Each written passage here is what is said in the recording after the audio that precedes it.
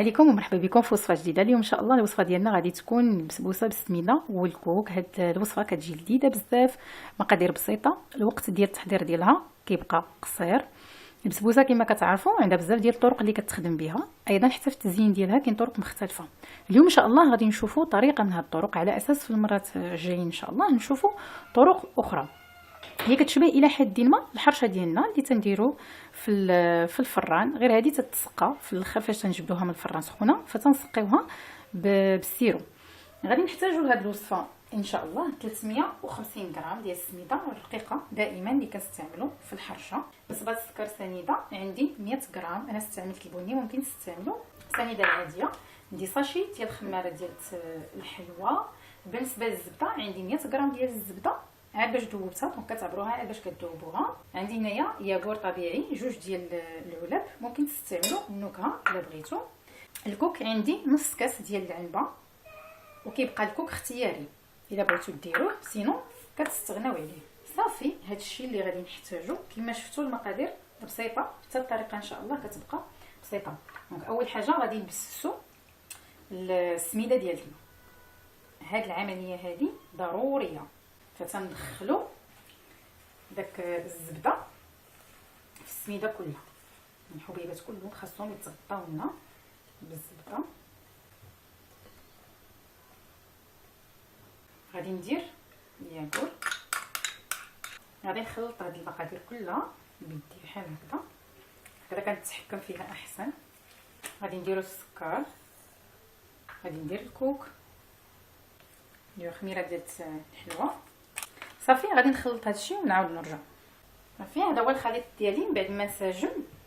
فاذا بانت لكم السميده شربات هذاك الخليط وبانت لكم بحال شويه قاصحه، ممكن تزيدوا واحد نص كاس ديال العنبه ديال الحليب.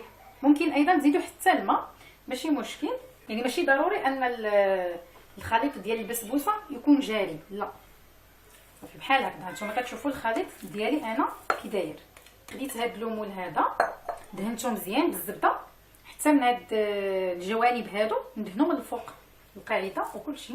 صافي دابا غادي نبسطو السميده ديالنا بحال هكذا. كديروا الليمون اللي بغيتو، دونك كيبقى على حسب القياس ديال، الا بغيتوها تكون في السمك عريضه او رقيقه. صافي غادي نقاد الخليط ديالي مزيان، خاص السطح ديالو يكون ملس، يكون زوين في المنظر، وندخلها للفران. الفران راني ديجا كنسخنو، وغادي نخليوها حتى طيب وتاخذ داك اللون الذهبي، تقريبا واحد 25 حتى 30 دقيقه. نعاودو نتلاقاو ان شاء الله باش نوجدوا السيرو ديال البسبوسه ديالنا. بالنسبه للسيرو اللي غادي نسقيو به البسبوسه ديالنا، فانا عندي هنايا كاس ديال العنبه، عصير برتقال، معلقه صغيره ديال عصير الليمون الحامض، 3 ديال المعالق كبار ديال السكر سنيده. ممكن انكم تضاعفوا المقادير، كتبقى الكميه ديال هاد السيرو على حسب اولا البسبوسه الحجم ديالها واش كبير اولا صغير، ثانيا واش نتوما باغيين فقط انكم غير تاخذوا شيته وتسقيو وديروا السيرو يعني غير من الفوق، اولا باغيين تكبوا عليها واحد الكميه مهمه ديال السيرو. فممكن يعني تاخذوا بعين الاعتبار هاد المسائل هذه الا بغيتوا تضاعفوا المقادير. صافي غادي نديروا هادشي في كاسرونه، غادي نديرها فوق البوطه، نخليها حتى تغلي وتذوب ليا سنيده. صافي وغادي يكون السيرو ديالنا موجود. الا ما كانش متوفر عندكم العصير ديال البرتقال اولا ما بغيتوش ديروا، فممكن انكم تديروا الماء.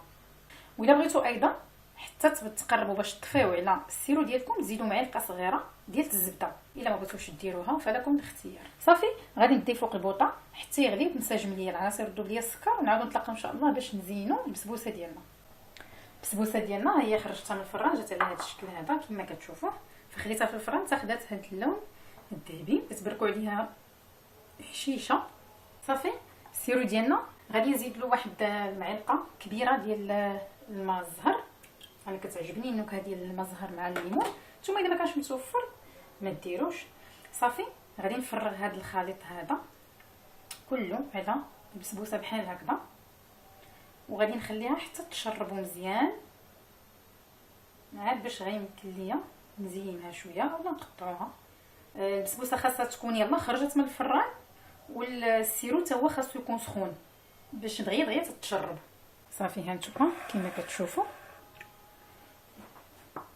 انا خويتو عليها كافيها، داك المقدار اللي درت ديال السيرو كافيها.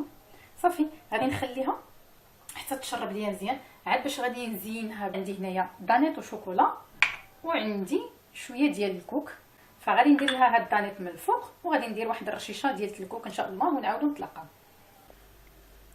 هذا هو الشكل ديال البسبوسه ديالنا بعد ما دهنت ليها دانيت وشوكولا، درت عليها شويه ديال الكوك وشويه ديال الشوكولا محكوك. ما بقى لينا دابا غير نقطعوها طريفات ان شاء الله ونشوفوا الشكل ديالها كي جات من الداخل.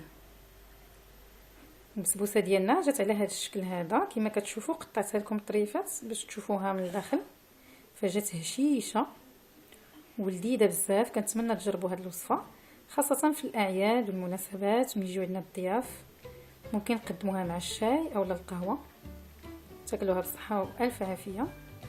الى عجبكم الفيديو ديال اليوم ما تنساوش ديروا جيم لا فيديو، بارطاجيوه مع صحابكم واشتركوا في القناه باش توصلوا بمزيد من الافكار والوصفات. تبقاو على خير، السلام عليكم.